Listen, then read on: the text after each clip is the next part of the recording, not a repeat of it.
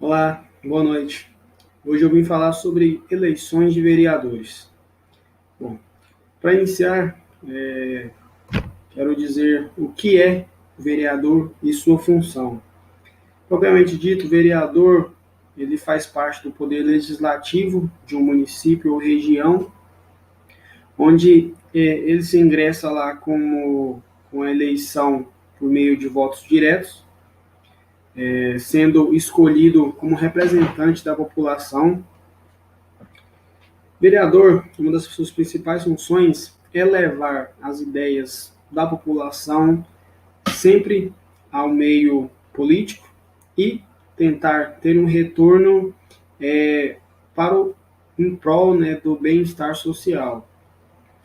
Para que consiga a candidatura é necessário alguns requisitos de elegibilidade, como seja a nacionalidade brasileira ou naturalizado, né, estar em seus exercícios públicos de direito, como, por exemplo, possuir o seu título de eleitor ativo. Para o cargo de vereador é necessário também a idade mínima de 18 anos. O candidato deve estar afiliado ao partido no prazo de pelo menos um ano antes das eleições e também deve ter a sua candidatura aprovada pelo partido, possivelmente em uma convenção partidária.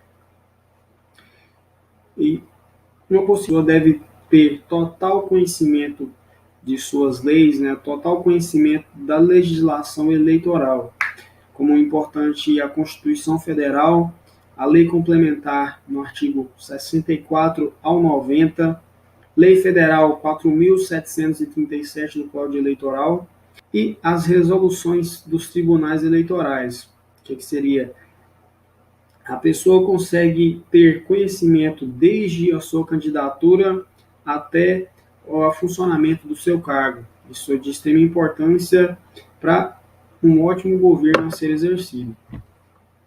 Para que ocorra a filiação partidária, nesse caso, é possível analisar também algumas vantagens e desvantagens.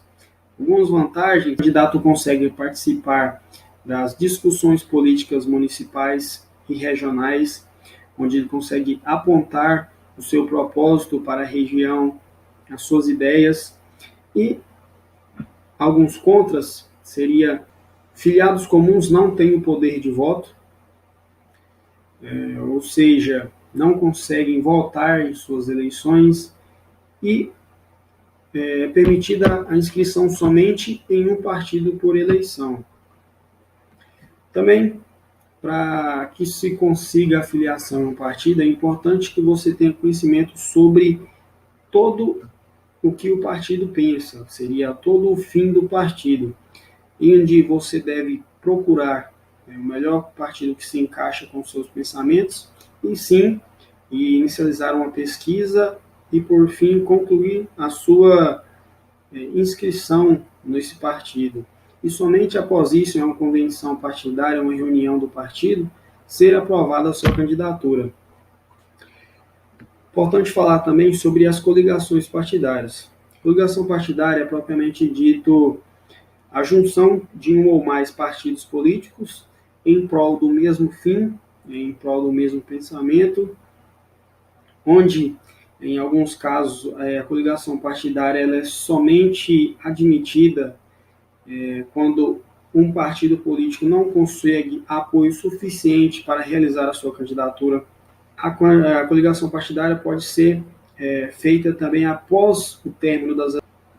Para que seja estabelecida a quantidade de candidatos por partido, é necessário entender que todo partido a registrar seus candidatos deve estipular cerca de 150% das vagas da Câmara. Também é importante dizer que um possível registro de candidatos é importante que o partido registre 70% dos seus candidatos de um sexo e, no mínimo, 30% de outro sexo. Isso de acordo com a Lei 9.504, resolução número 23.373 do TSE. Para que ocorra um melhor entendimento da quantidade de vereadores por município, essa tabela ela tem como função comparar o número de habitantes em o número de vereadores. Com isso, a gente pode observar, em uma cidade de até 15 mil habitantes, o número de vereadores proporcional seria de 9. Lembrando que é somente uma base.